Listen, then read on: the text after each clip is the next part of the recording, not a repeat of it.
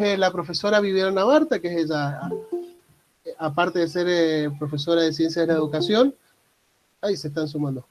Aparte de ser profesora en Ciencias de la Educación, especialista en Educación Superior, maestrando en Educación mediada por entornos digitales, es asesora pedagógica de nuestro instituto. Bueno, así bien, que, Rodri. mediada esta formal. No hacía falta. Buenas tardes. Buenas tardes. Bueno, sí, con Rodrigo lo que queremos es compartir con ustedes todo esto que vamos aprendiendo, ya que estamos pasando por las mismas instancias, ¿no? de adaptarnos a estos entornos virtuales. Así que, por pedido también de la otra jornada, profundizar hoy especialmente en el tema de la evaluación, que nos complejiza bastante la tarea. Bueno, Rodri, si vos me decís empiezo, ¿estamos bien? Ya estamos, somos 42 bueno, de 46. Bueno, bárbaro, excelente. Bueno, quedó claro entonces que la participación la vamos a tener a través del chat y allí Rodri me va transmitiendo algunas preguntas que espero poder ir respondiendo.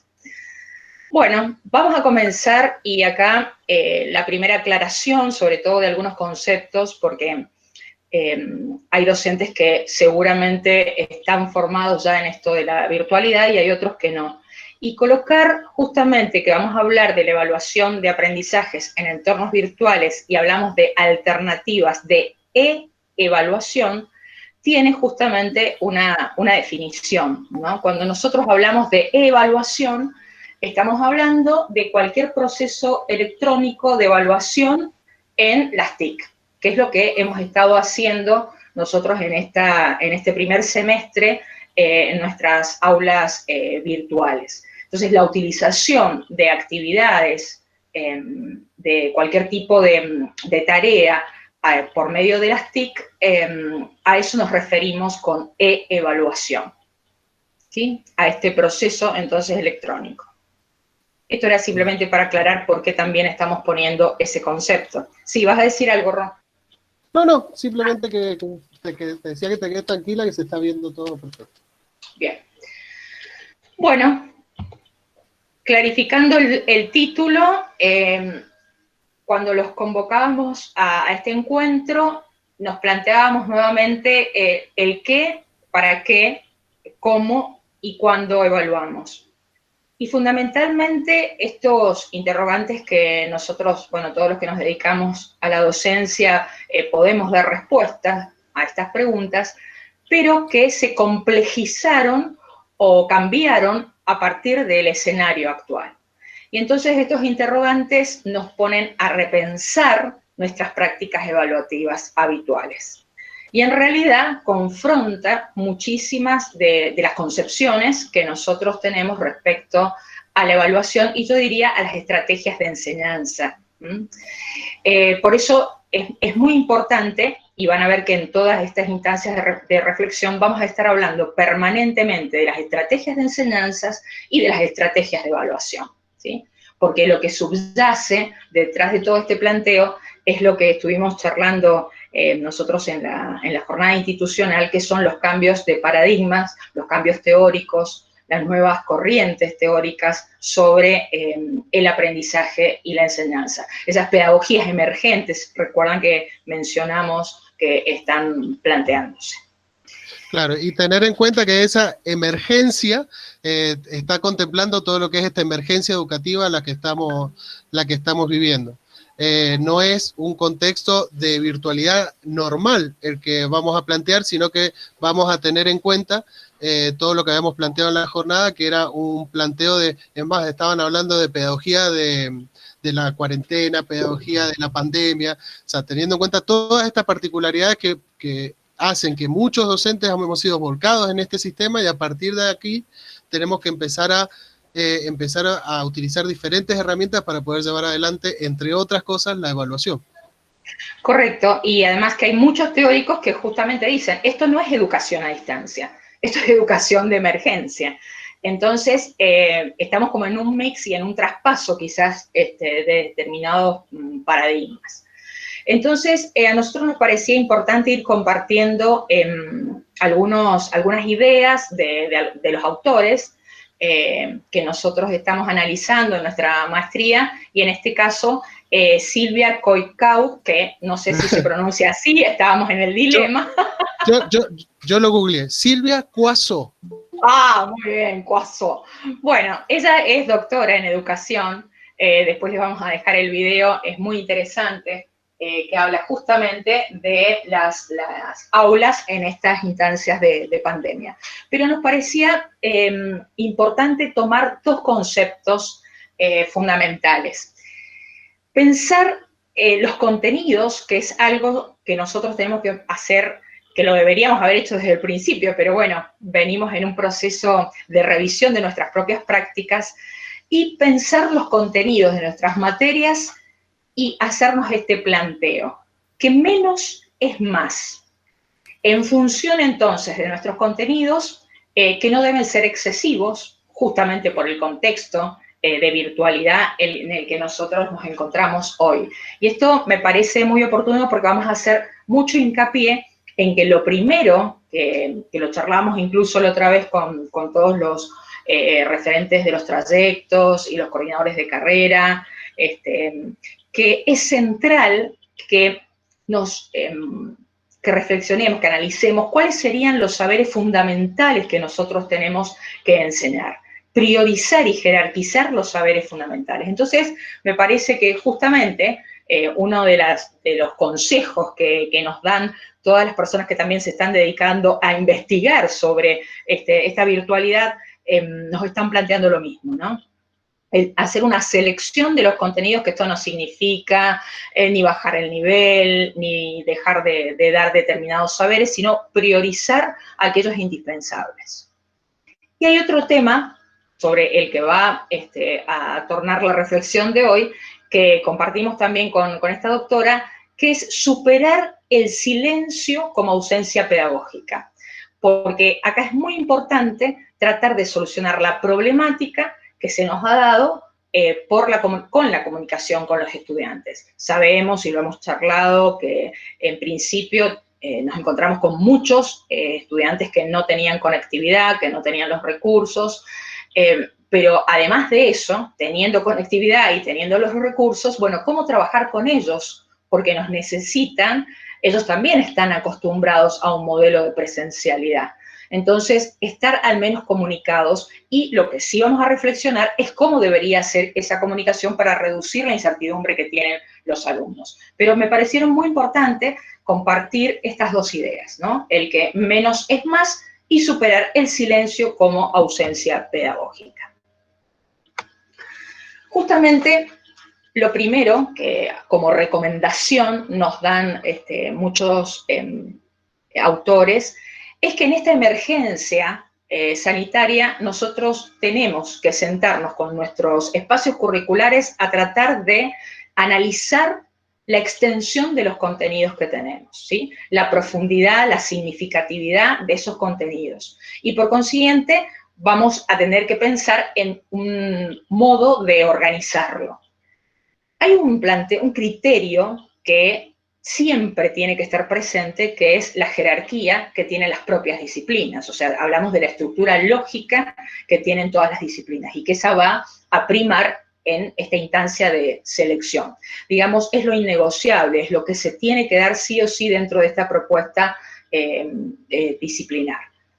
Por otro lado, vamos a recurrir al planteo que nosotros conocemos desde la visión de Ausubel, a la significatividad lógica que tiene que haber de los contenidos. Estamos refiriéndonos específicamente a la coherencia lógica, digamos, que puede ser en complejidad creciente, de acuerdo también a la estructura del espacio curricular, pero que tiene que estar como un criterio de selección fundamental, ¿sí? Para el desarrollo de la secuencia de aprendizaje que nosotros vamos a trabajar. Y otro criterio que es innegociable cuando yo me siento a mirar mi espacio curricular es justamente este nuevo abordaje formativo virtual.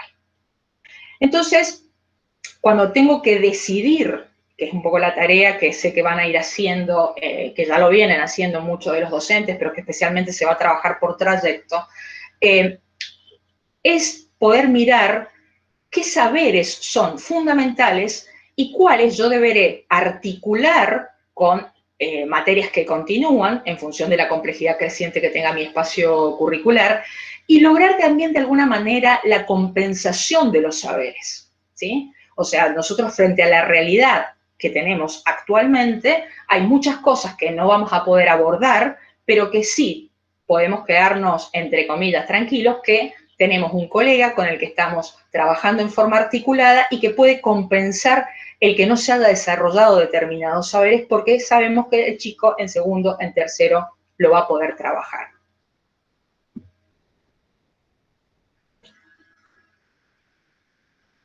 Entrando concretamente a las pautas de evaluación, o sea, yo lo primero que tengo que plantear es cuáles van a ser los saberes prioritarios y qué es lo que yo voy a evaluar. Y en función de eso es en donde yo tengo que explicitar con claridad los criterios centrales para esa evaluación. Tomar las decisiones de qué cosas voy a evaluar en función de las capacidades que yo he establecido. Es muy importante el trabajo que vienen haciendo desde el instituto hace mucho tiempo, lo recordábamos el otro día, porque ustedes han establecido capacidades por año, por trayecto, y esto ayuda muchísimo en el momento de decidir qué es lo que vamos a dar y qué es lo que vamos a dejar o que el alumno lo trabaje solo o que se compense en el próximo año. Esto es importante porque hay un camino andado ya al interior de la institución con todo el trabajo que vienen haciendo desde hace tiempo respecto a las capacidades, ¿sí? Y es importante que se planteen los resultados también negativos que pueden haber tenido en el momento de haber, cuando están abordando determinados aprendizajes. Por lo tanto, una de las cosas que me parecía central aclarar es que, aunque sea redundante, la evaluación, y más en estos tiempos, es parte del proceso de enseñanza-aprendizaje. ¿Sí? No la podemos ver como una instancia final, como una instancia única, como un producto aislado, sino que es parte del proceso, ¿sí? No es un fin en sí misma. Y esto nosotros teóricamente lo manejamos muy bien, pero en este momento es cuando lo tenemos que concretar. En este momento es cuando tenemos que ver de qué manera yo puedo aprobar o acreditar los saberes de nuestros alumnos en función de los avances y los logros que ha ido haciendo en su trayecto. Que esto es muy importante, enseguida vamos a volver a retomar esa idea central. ¿Sí? Entonces, bueno, que justamente queda aclarado en esta parte, pero se pone de vital importancia tener en cuenta la comunicación y el ida y vuelta que hay que tener por la plataforma o por el medio que haya seleccionado el profe para con el alumno. Acá, como no tenemos la informalidad del pasillo, del aula, de cuando se entrega la hoja con el resultado de la evaluación, que se acerquen luego para preguntar, profe, ¿en qué me fue mal? Acá hay que formalizar esa estructura y formalizarla, que puede ser con las herramientas que tenemos a mano. Podría ser de alguna forma la mensajería interna, el chat.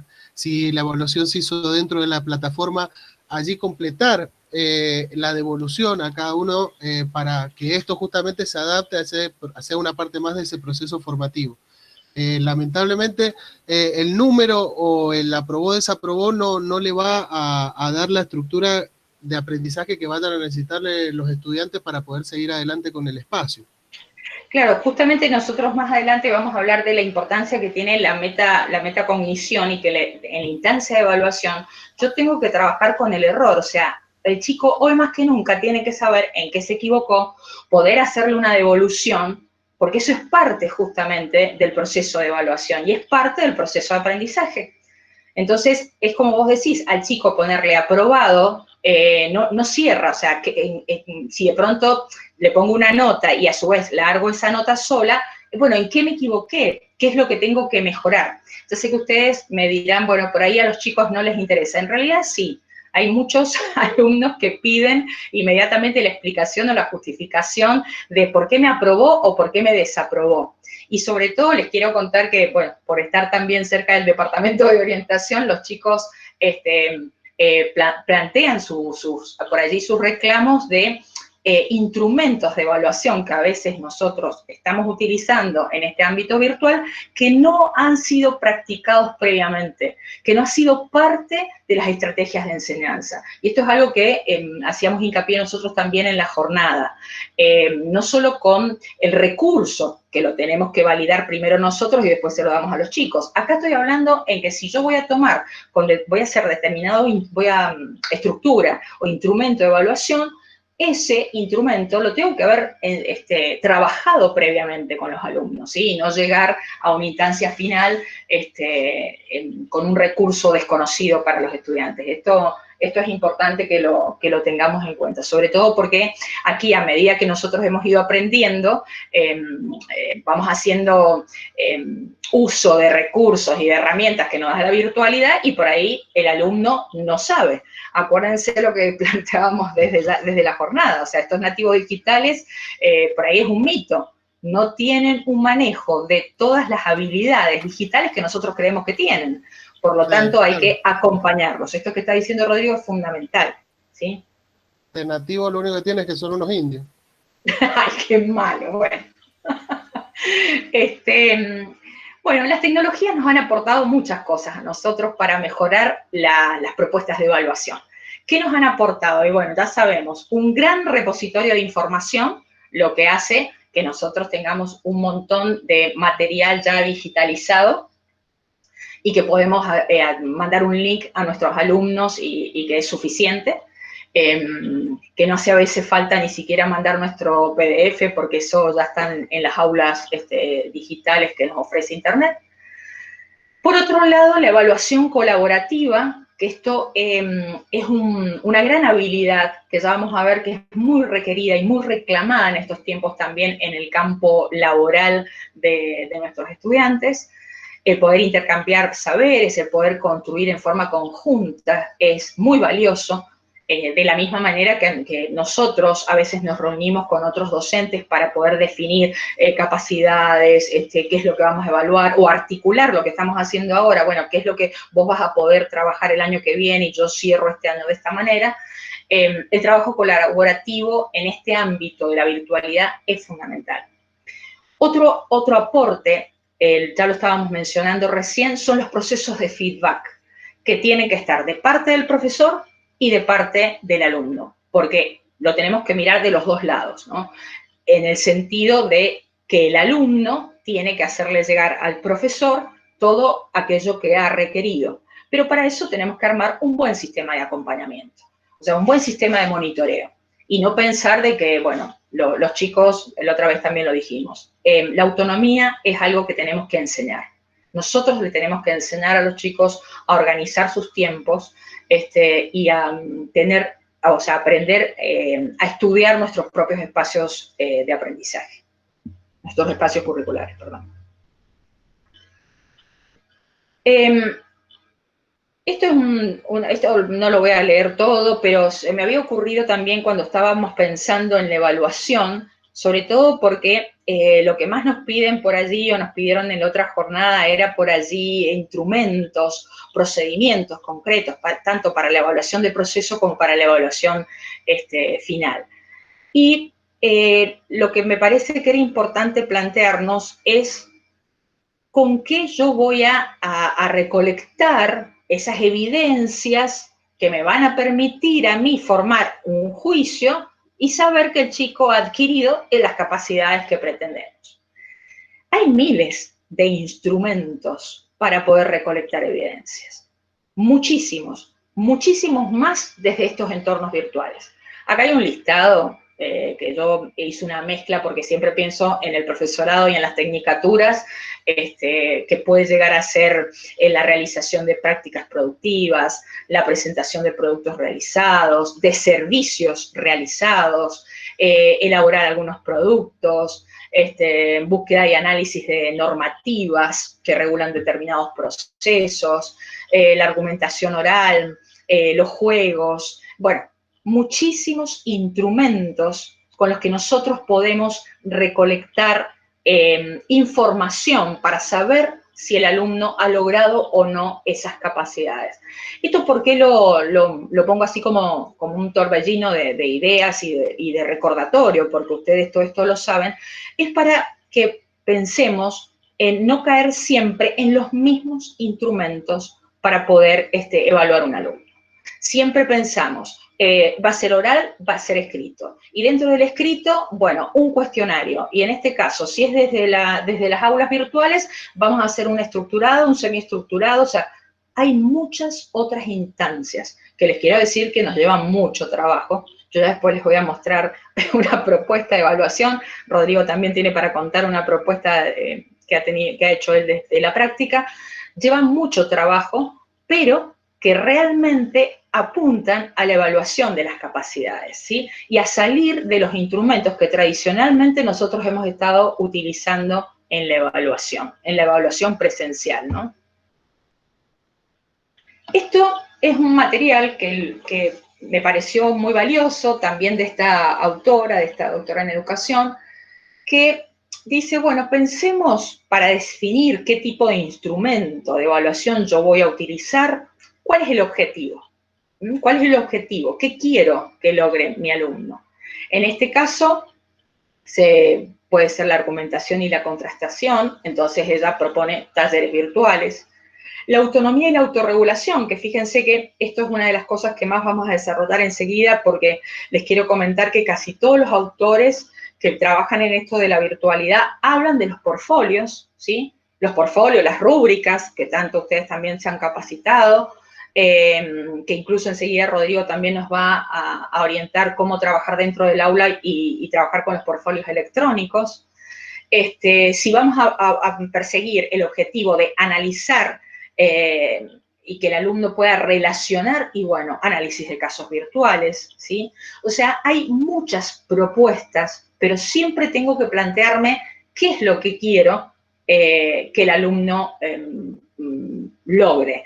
O sea, a ver, ¿qué necesito con este instrumento? ¿Realmente voy a poder, me sirve para recolectar la información del desempeño del alumno en determinado aspecto? Eso es lo central que yo me tengo que preguntar, ¿sí? Bueno, esto después se los dejo para lectura. La verdad que me pareció muy lindo para compartir porque nos abre un panorama sobre los posibles instrumentos. Sí, todo este material ya está disponible en el aula. Lo que decía Viviana también estaba listo en el aula de jornada, en la clase 1. Allí está, por ejemplo, todo lo que es el tutorial de Rubristar, que es ese programita para elaborar rúbricas y poder tenerlas, compartirlas digitalmente. Bueno, están los otros recursos. Así que cualquier cosa, eso ya está disponible. Y también, no sé, Vivi, si querés que le sumemos los videos de Cuazó y todo eso, sí, se lo vamos agregando sí. En la semana. Sí, porque me parece justamente la idea es acá compartir saberes y, bueno, y pensar juntos cómo vamos mejorando nuestras propuestas de evaluación. Yo recién les decía, porque la mayoría de los autores que hemos estado indagando hacen el planteo de algunos instrumentos que ustedes ya conocen y ya trabajan. Las rúbricas, los portfolios, los proyectos didácticos, el análisis de caso. Las rúbricas no me voy a poner a detallar, ustedes ya saben, incluso enseguida les voy a dar un ejemplo de cómo yo hice en mi clase una unión de todo esto, en una de las materias que doy, que es sujeto del aprendizaje. Así que las rúbricas es uno de los instrumentos, los portfolios también como una estrategia de evaluación, que los portfolios, no sé si ustedes, pero me imagino que muchos lo han trabajado, esto nos permite ir analizando el proceso de aprendizaje del alumno. Y esto es excelente porque es como un almacenamiento que el alumno va haciendo, que también van a ver que nos sirve para la metacognición, o sea, para que ellos puedan ver cómo han ido mejorando sus propias propuestas de aprendizaje, ¿no? Y eso es muy valioso. Nos permite plantearnos, bueno, ahí lo central, ¿no? ¿Qué es lo que he realizado? ¿Cómo lo he realizado? ¿Qué dificultades encontré en este proceso? ¿Cómo las superé? ¿Sí? Qué es lo que he aprendido. Es un registro realmente muy interesante que, por supuesto, si los chicos no lo saben usar, se los tenemos que enseñar, acompañarlos. Ya cuando les muestre mi instrumento van a ver que a mí por ahí también me sale mucho el conductismo, porque ha costado que los chicos construyan y cuesta que los chicos alcancen esta autonomía que nosotros estamos planteando desde la virtualidad. Bueno, acá está, miren. Esto es un ejemplo de una fusión entre el portfolio y la rúbrica. El portfolio está utilizado para que ellos puedan resolver hacer una integración de la unidad 1 en la materia, como les comentaba, de sujeto del aprendizaje. No me voy a poner a leer en detalle, pero quiero que entiendan la idea. O sea, lo hemos tomado para que ellos puedan integrar los saberes de todo el eje 1 y con una guía pequeña de preguntas. Y a su vez, lo que hicimos en esta unidad 1 es ofrecerles a los chicos recursos. Y acá es donde viene el planteo que yo les hacía recién. O sea, los chicos, si bien le hacíamos las preguntas con respecto al tema que veníamos dando, le ofrecíamos los recursos, ¿sí? Todos estos recursos que son determinadas herramientas para armar mapas, para armar diagramas, se las indicamos con sus links correspondientes y como charlábamos con Rodrigo, cuando los chicos nos preguntan, bueno, vayas a Google, pero es importante orientarlos que todas estas herramientas los pueden ayudar a hacer el esquema de integración, a hacer un mapa conceptual que nosotros queríamos porque el objetivo central era integrar los saberes de la unidad 1. Y a su vez, en esta experiencia que estoy compartiendo con ustedes, que después la pueden leer si quieren tranquilos, es armar un portfolio con dos instancias de evaluación. Primero, una autoevaluación y luego la evaluación que hacíamos nosotros los profesores, ¿sí? Que la autoevaluación es una instancia muy valiosa y justamente que le sirve al alumno para poder mirarse. En esto que ahora ya voy a destacar nuevamente, que es hacer hincapié en el proceso de metacognición, ¿sí? Y bueno, acá les contaba que es imposible, está totalmente dirigido, yo no sé si ustedes hacen así las consignas, pero bueno, acá pobres los alumnos, pero les dimos el detalle de cuántas carillas, cuánto era lo máximo, cómo lo tenían que escribir, o sea, cuestiones formales, cómo entregarlo en el aula, porque esto realmente es un problema. Si no te lo entregan en Word, vos no lo podés abrir para corregir y esto era importante hacer hincapié. Esto es toda una guía de las condiciones de entrega que creo que todos la tenemos que tener en cuenta. Yo no digo que sean así de conductistas, pero sí era central, porque los chicos tampoco sabían moverse dentro del aula digital. Estoy dando un ejemplo de mi cátedra de sujeto en la Facultad de Filosofía en la Universidad Nacional de Cuyo. Entonces, les quiero decir que así todo, muchos chicos entregaban sus propuestas y nosotros no las podíamos abrir. Y esto nos generó muchos conflictos, sobre todo con la primera unidad, que nosotros, bueno, mucho nos esmeramos para construir y fue bastante complejo las devoluciones. Pero, ¿qué hicimos? La instancia de autoevaluación por parte del alumno y acá está la rúbrica, la evaluación en el mismo instrumento, porque recuerden eso, la rúbrica lo que nos va mostrando son distintos niveles de logro, y en este caso nosotros tomamos el criterio a evaluar, que serían las capacidades de análisis que tenía el alumno, la escritura y la organización de las ideas, la presentación y la reflexión personal. Esos eran los indicadores que teníamos en una parte de esta tabla y después tomamos el criterio de solamente poner excelente, muy bueno, bueno o no alcanza. Allí hacer la distribución del puntaje Y esto permitió que los chicos primero se evaluaran, la que les estoy mostrando, la alumna fue, los amarillos es la autoevaluación de la alumna, y después nosotros con otro color decidíamos si correspondía o no a partir de la lectura de los portfolios. Bueno, esto es una fusión. Mira, Vivi, acá la profesora Vázquez nos dice que no le parece que no sea apropiado que sea conductista, sino que porque dice que los aproxima a los estudiantes a la escritura académica, como por ejemplo todo lo que es normas APA. Bien, bien, eso es re importante. Sí, yo en eso lo hemos aprendido y les quiero decir que cada vez somos en ese aspecto, y justamente por el tema comunicacional, como no estamos cara a cara, se hace necesario, ¿sí? Se hace incluso, bueno, lo hemos vivido todos los docentes con estas maestrías a distancia o capacitaciones a distancias que tienen estos requerimientos. Yo digo porque por ahí realmente insistimos muchísimo, 20 veces le decimos no será aprobado, no será aprobado, porque la verdad que, bueno, es para también ordenarlo al alumno.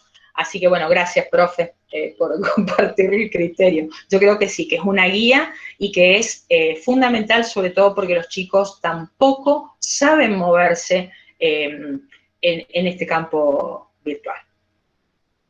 Bueno, los proyectos didácticos, que es otro instrumento importante, que muchos de ustedes lo pueden trabajar, que en muchos espacios curriculares lo permite, porque eso también analizábamos bastante con Rodrigo lo complejo que pueden llegar a ser los instrumentos, porque esto que yo estoy presentando acá es general, y después tenemos que ver indudablemente las particularidades de cada espacio curricular, y a su vez, en el caso del profesorado y la tecnicatura, que indudablemente tienen demandas, capacidades, demandas de desempeño totalmente distintas para el estudiante. Bueno, metacognición, que quería compartir con ustedes esto. Romy, no me olvidé de lo que comentaba en la otra reunión, pero es muy importante. Comparto totalmente lo que ella me decía, porque si nosotros no los ayudamos a los chicos con esa guía que yo digo, bueno, conductista o muy estructurada, si no los ayudamos a organizarse en los tiempos, charlábamos la otra vez que hay alumnos nuestros que han empezado a trabajar, que tienen otras realidades, que están atravesados como nosotros, porque estamos en el mismo contexto con todas nuestras vivencias familiares, y a su vez las oficinas que hemos montado en determinados lugares de la casa. A los estudiantes les está pasando indudablemente lo mismo, y tenemos que orientarlos y ayudarlos para que puedan organizarse en el proceso de aprendizaje. Las chicas del servicio de orientación están recibiendo muchas consultas. Yo les quiero decir que para nosotros es muy positivo esa propuesta que se hizo de poder hacer los meet los viernes. Se acercan estudiantes a preguntar, bueno, cómo organizarse, cómo aprender, encuentran en ellos las dificultades para continuar, para avanzar, y eso es muy valioso. Ahora, nosotros, desde nuestros espacios curriculares, además de orientarlos respecto al aprendizaje, trabajar la evaluación y desde los errores, incluso volver sobre los resultados de nuestras evaluaciones, yo creo que eso ya es un gran paso que podemos hacer con los estudiantes, ¿no? El que ellos puedan mirar su propio proceso. Estas preguntas, bueno, ¿qué has hecho? ¿Cómo has hecho para aprender? ¿Qué dificultades has tenido? ¿Para qué te ha servido este conocimiento nuevo? ¿En qué otras ocasiones podés utilizar estos saberes que has aprendido hoy? Creo que son cosas que permanentemente deberían estar en nuestras propuestas de clase, cosa que el chico pueda hacer esta revisión y hacer ese proceso, digamos, de reflexión, ¿no? de introspección. Claro. Y esto relacionado con lo que hablamos anteriormente, de la empatía que tenemos que tener con el entorno virtual en el que nuestros estudiantes están desarrollando su estudio cotidiano. Imaginémonos, baja conectividad, poca disponibilidad de recursos, conexiones inestables, superposición de espacios curriculares, profesores que todos a la vez queremos darle al mismo tiempo todo el material que podamos y le exigimos que en la misma semana nos devuelvan un video, un práctico, un PDF. Entonces, con todas estas preguntas, con todo este feedback que obtenemos de los estudiantes y teniendo en cuenta los entornos virtuales formativos que está teniendo cada uno, desde allí contemplar la posibilidad de elaborar instrumentos que sean accesibles para todo esto. Por eso la idea que, bueno, que recién les comentaba a Viviana, que en la experiencia con la práctica profesional tuvimos que tener en cuenta esas estructuras, la contingencia, que no se podía movilizar, que no tenían el dinero para adquirir los materiales o que no se lo podía exigir, que no se podían transmitir todas las clases en vivo de todo porque no teníamos ni los profesores el tiempo material de visualizar, imagínense, 32 clases semanales, no, perdón, serían 96 clases semanales en video, que las teníamos que, o sea, no hay tiempo, o sea, hay que tener en cuenta todos estos factores al momento de diseñar el instrumento y encontrarle las dos puntas en este contexto de emergencia para que siga siendo productivo y a la vez responda a las necesidades educativas que están teniendo los chicos.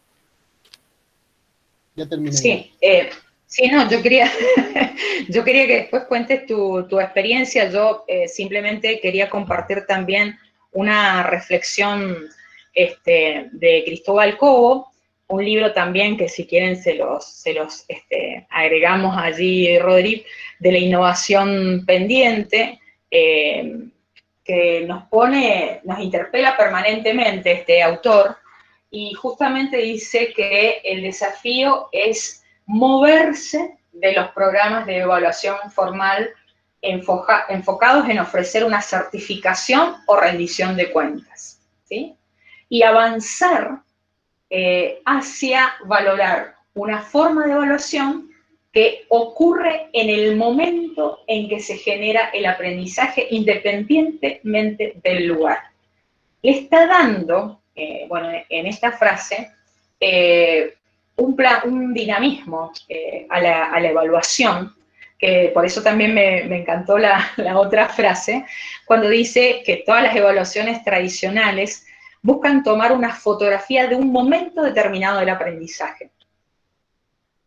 Lo que proponemos es explorar mecanismos para construir criterios más ubicuos, longitudinales, de 360 grados, ¿sí? Que nos ayuden a tener miradas mucho más completas, más ricas de todo el proceso de aprendizaje, que a su vez se ha visto enriquecido por la tecnología.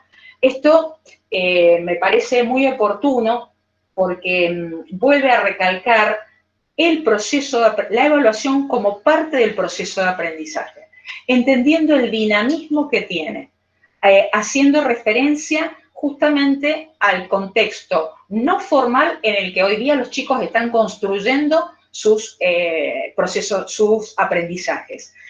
Así que bueno, me pareció importante y voy a compartir con ustedes finalmente, para no seguir hablando tanto, estos 7 vectores que me parecen lindos para cerrar, por lo menos mi charla, que tienen que ver con, o que están, él los propone para que realmente nosotros pensemos en esas estrategias y en los mecanismos para evaluar y para valorar los conocimientos de nuestros estudiantes. Y entonces lo primero que nos va a plantear justamente es que en vez de valorar lo que mides, mejor mide lo que valoras, que es el primer planteo que traté de hacer, que no sé si se entendió mucho, pero el preguntarnos qué es lo que realmente, qué capacidades quiero que mis alumnos logren, ¿sí? Y para eso, ¿cuáles son los contenidos prioritarios, los saberes fundamentales que debo desarrollar? ¿Sí? Acordar, y yo ahí es donde hacía hincapié en que ustedes ya tienen un trabajo grande hecho, porque han ido fijando por año, por trayecto, las capacidades que quieren que sus estudiantes logren.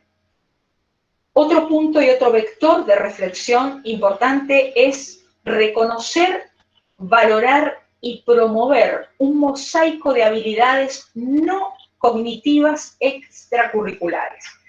Y esto, hoy más que nunca, nos vemos fuertemente interpelados por el trabajo en equipo, por el manejo emocional, que Rodrigo hace tanto hincapié, y lo hizo en la otra jornada, y bueno, y salió mucho esto, porque es fundamental estos aspectos no cognitivos para el desarrollo personal, para el desempeño académico, para el comportamiento cívico, para la participación ciudadana, para el desempeño laboral, porque una de las cosas que en los ámbitos laborales más se le está pidiendo a los profesores y a cualquier profesional son estos dos aspectos: saber trabajar en equipo y el manejo emocional, ¿sí? El control de sus emociones, que creo que esto es un gran desafío para todos.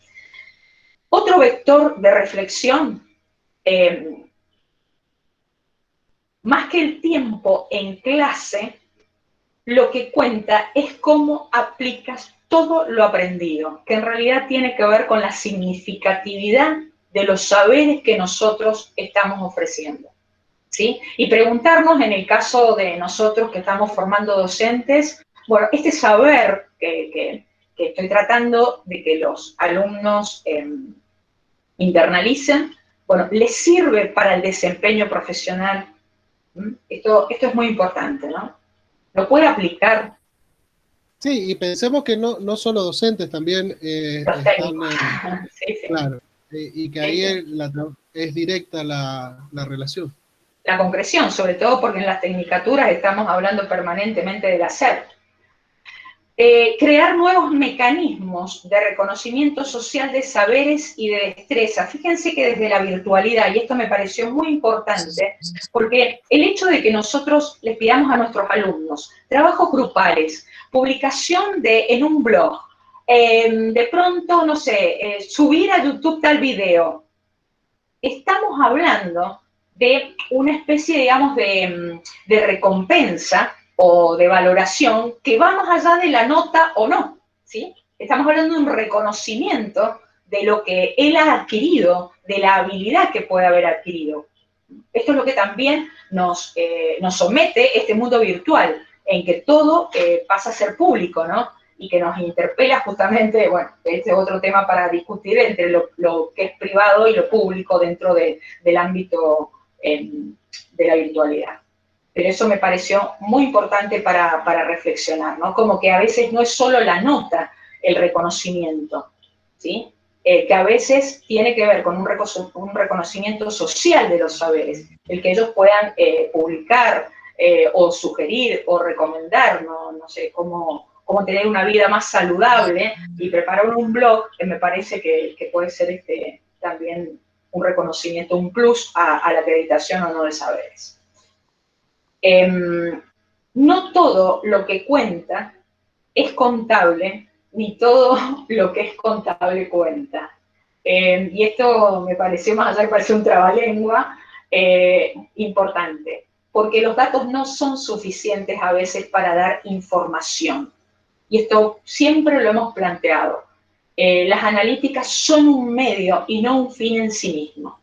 Y a veces con los instrumentos que nosotros utilizamos no alcanzamos a saber los verdaderos procesos de aprendizaje que se han dado en el estudiante, ¿no? Y esto, en este ámbito sobre todo, que nosotros estamos enseñando mucho más. En la jornada me acuerdo que yo les mencionaba las habilidades adicionales que tenemos que tener los profesores hoy en este contexto de virtualidad. Porque justamente el chico también está aprendiendo un montón de otras cosas que hacen exclusivamente a un saber puntual de una materia. El error.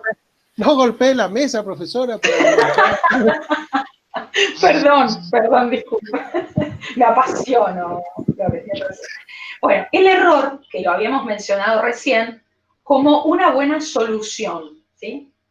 Como retroalimentación positiva y reforzamiento. Entonces, mira, desde Piaget, que venimos hablando de que el error es importante, es fundamental en este momento trabajar con los errores que los chicos han tenido en la evaluación. Es parte de la evaluación, o sea, la evaluación no se termina cuando yo le entrego le devuelvo el instrumento y chau, y te saco, estás aprobado o desaprobado.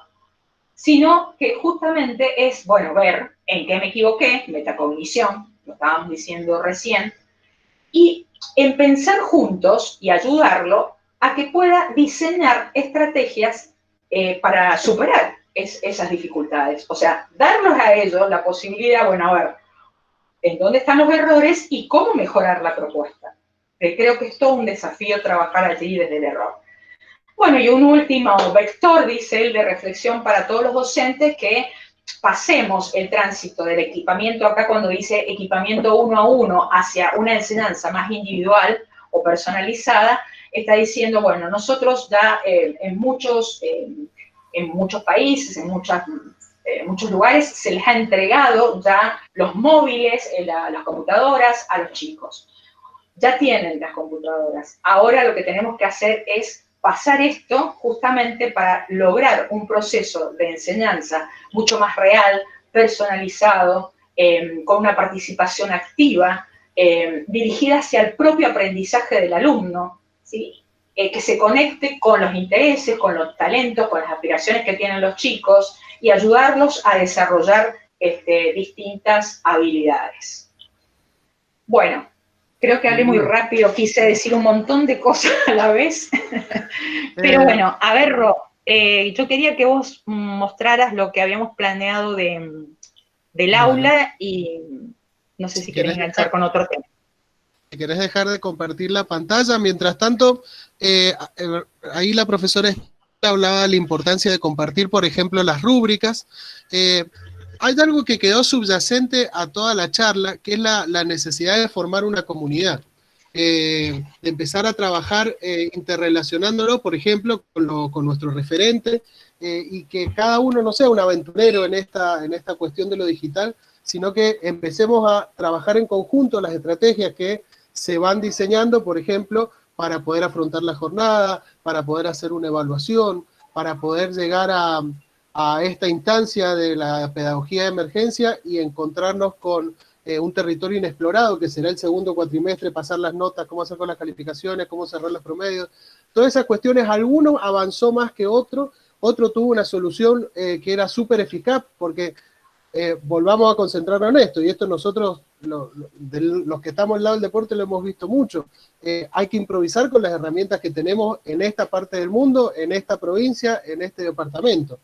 Entonces, con esos elementos que tengamos en la mano, porque por ejemplo, recién hablamos de 1 a 1, ya tienen las compus, bueno, algunos no tendrán compus.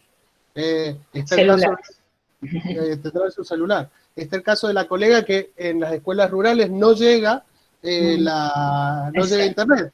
Entonces, ¿cómo era? Que por radio transmitía la... Sí, le estaba contando la experiencia re linda, que creo que se las comenté, que mis alumnas que también están haciendo su práctica, porque yo formo profesores en ciencias de la educación, empezaron desde hoy una experiencia muy linda en San Carlos, en una escuela rural, en donde desde la radio, van a empezar las clases. Algo que uno por ahí dice, qué loco que nos esté pasando en este tiempo. Yo estoy muy feliz que mis alumnas puedan vivenciar esa experiencia con una directora que es un motorcito, y que realmente es el único modo de llegar a los chicos que están en determinados puestos, que no tienen ni posibilidades de conexión. Así que, bueno, experiencias interesantísimas para compartir. Es un ejemplo de una escuela secundaria de la provincia, pública de la provincia. Pero me parece muy, muy oportuno lo que está diciendo Rodrigo. Yo por eso quería compartirles a ustedes, porque para mí no fue nada fácil armar, ni para mí ni para mis compañeras, armar estos instrumentos de evaluación. Los portfolios han sido complejos, y creo que está muy bueno que podamos hacer esto de compartir, de trabajar colaborativamente, que es lo que, en el lugar que nos ha puesto esta virtualidad. Y también el de, no sé si la palabra cabe, pero el otro día me gustó mucho cuando charlábamos con Mónica, de replantearnos, bueno, siempre hemos estado evaluando de este modo.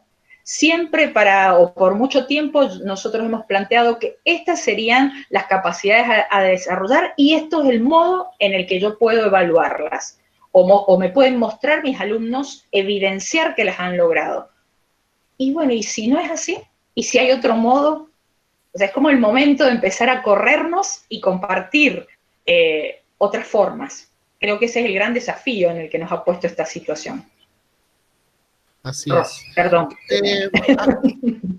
¿Les gustaría que abramos el espacio de preguntas? Si alguien tiene algo, si no, yo simplemente lo que teníamos, porque si me salgo no voy a poder ver las preguntas. No sé si quieren que hagamos preguntas ahora. Si querés las leo, las voy leyendo, pero lo que quería era que mostraras lo del aula, porque hay profes que no han entrado a indagar todo lo que tiene en nuestra aula, y después, bueno, si querés compartir también un material que queremos dejarles, contar tu experiencia, cómo evaluaste.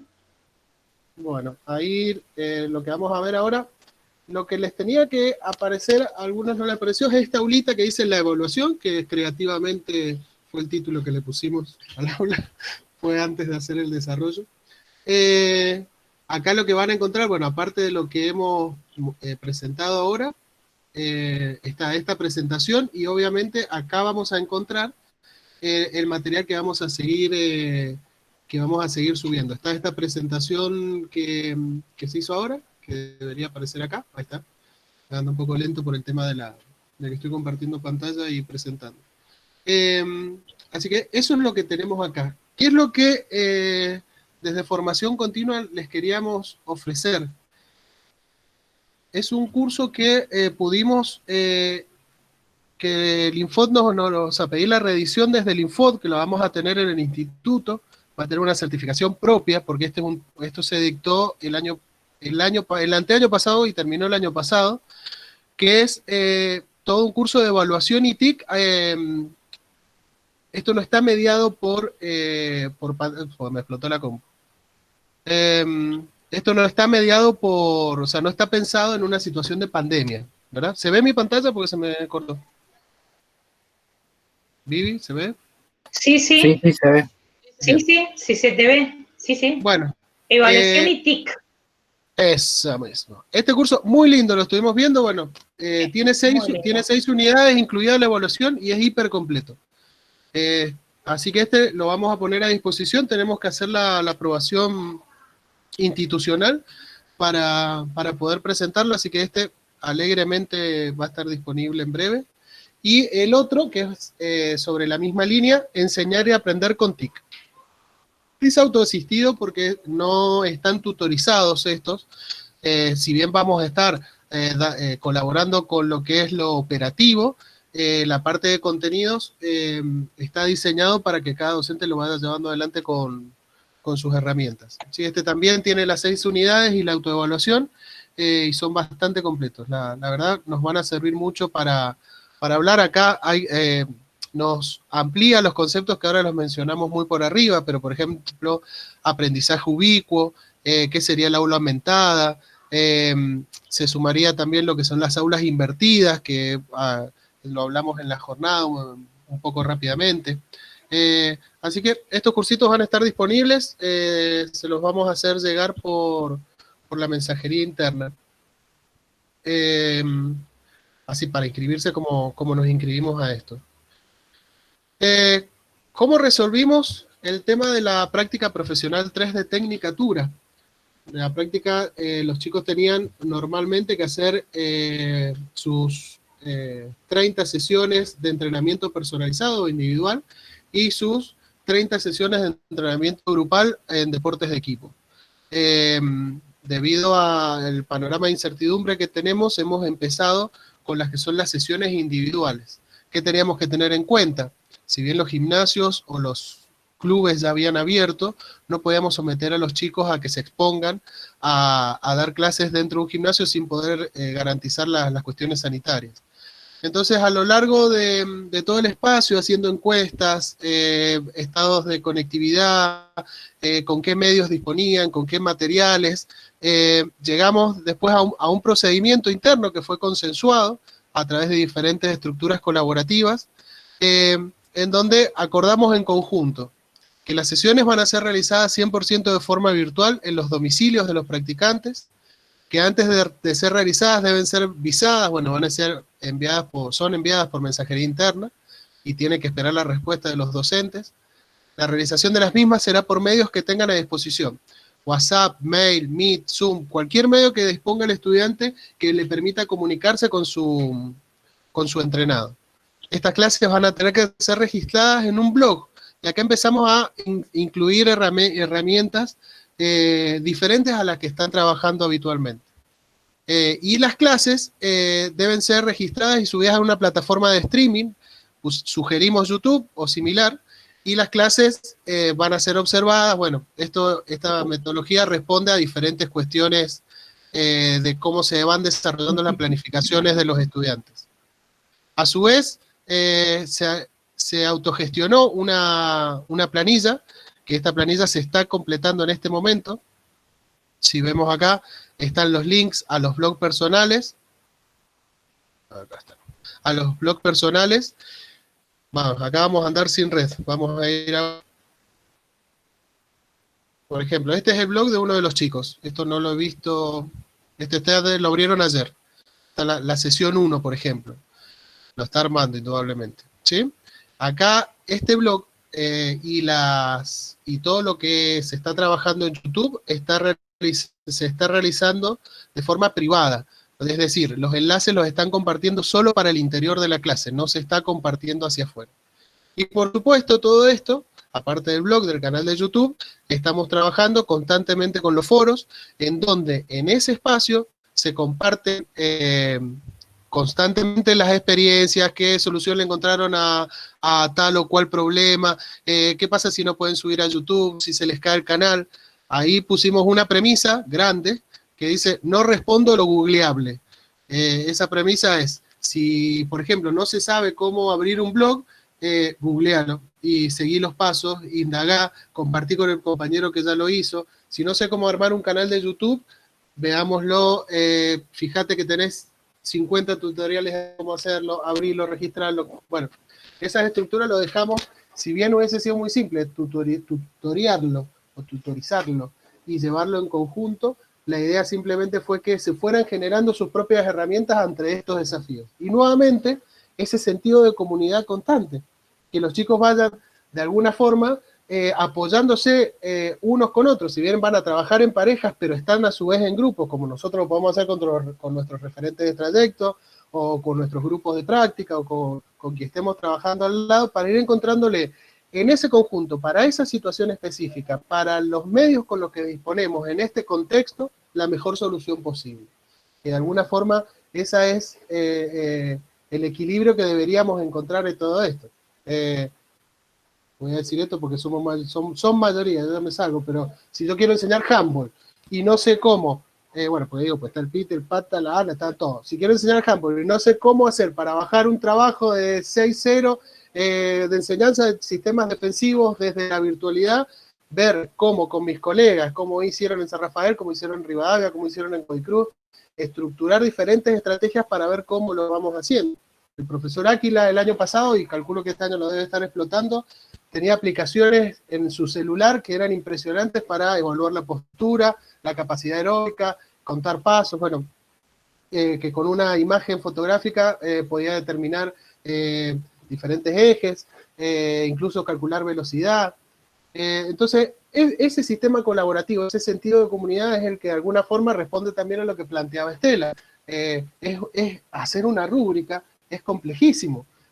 ¿Cómo se va elaborando en los diferentes espacios? ¿Cómo vamos colaborativamente construyendo un instrumento que nos vaya sirviendo a todos? Y repito, en este contexto, con el material que disponemos, con la conectividad limitada con las horas que tenemos cada uno para destinarle a esto, porque esa es otra realidad.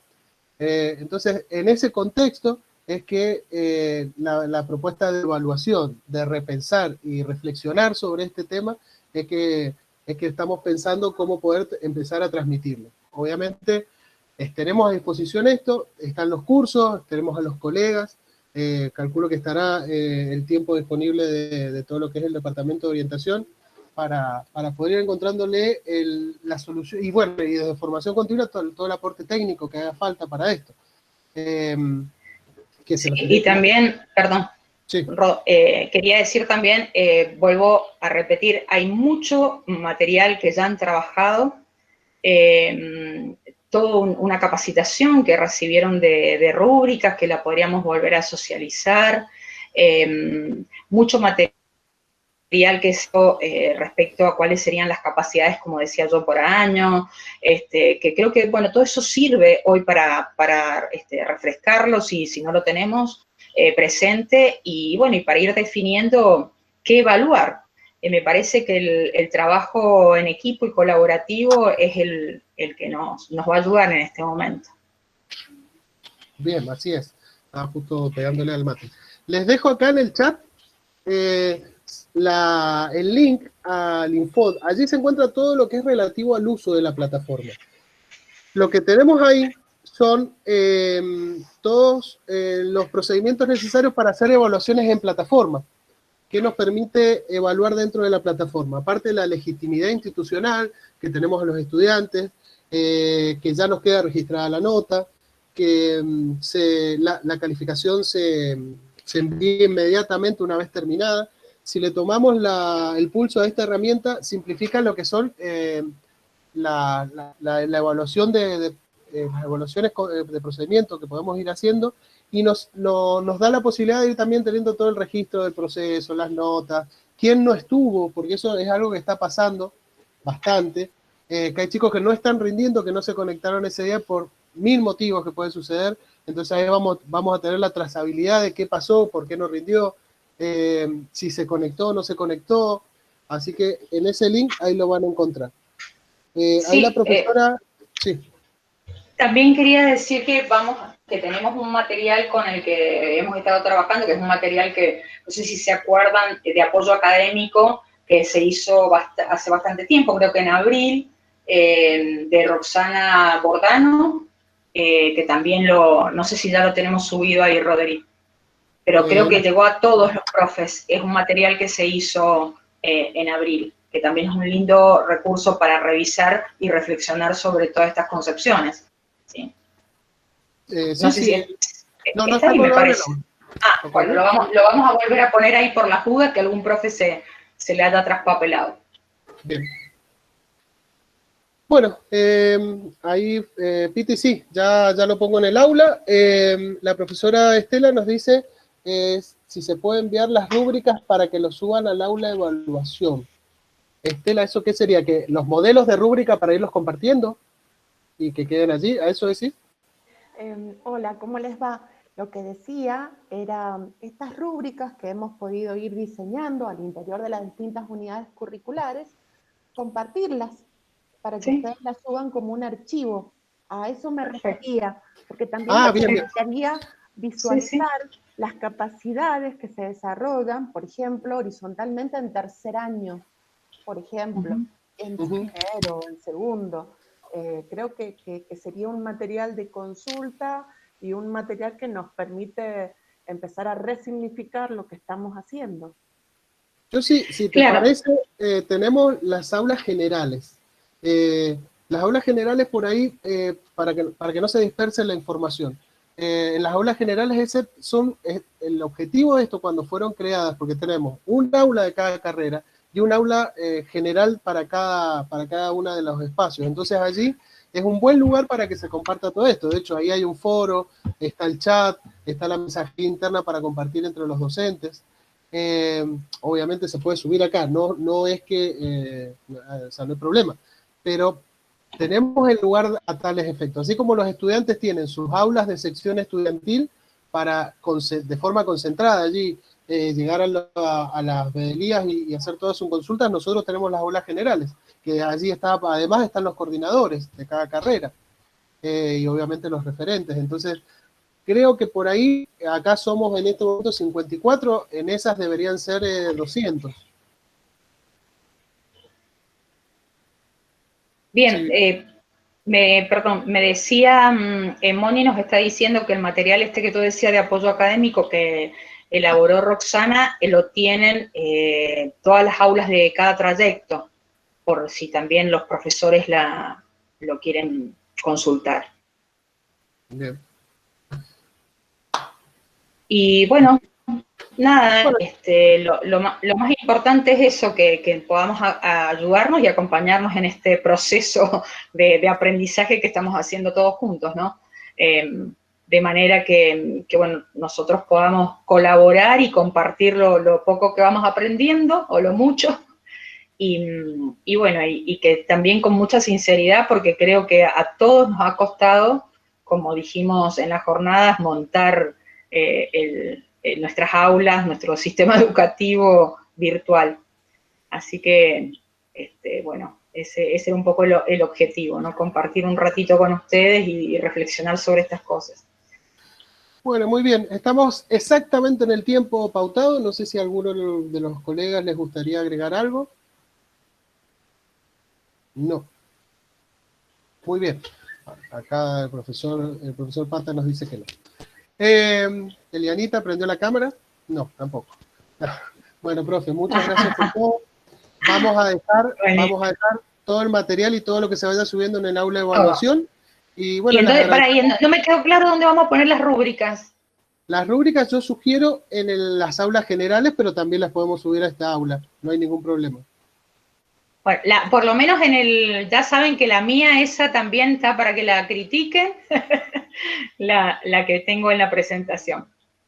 Bien, esa es la idea, justamente, era compartir un poco, no de ninguna manera, al igual que lo dijimos en la jornada, era trabajar colaborativamente para compartir experiencias, de ninguna manera, de ninguna otra manera. Así que bueno, les agradezco a todos, estamos exactamente en el tiempo pautado, y bueno, gracias por su tiempo. Bueno, muchas gracias por compartir el rato. Gracias. Chao, Chao, chao, gracias a ustedes, adiós. Chao, Fabián, hasta luego. Chao, muchas gracias. Chao, Chao, muchas gracias. hasta luego, bien. Chao, Rodri, nos vemos. Chao, gracias. Nos vemos. Chao, Hasta luego. Chao, hasta luego.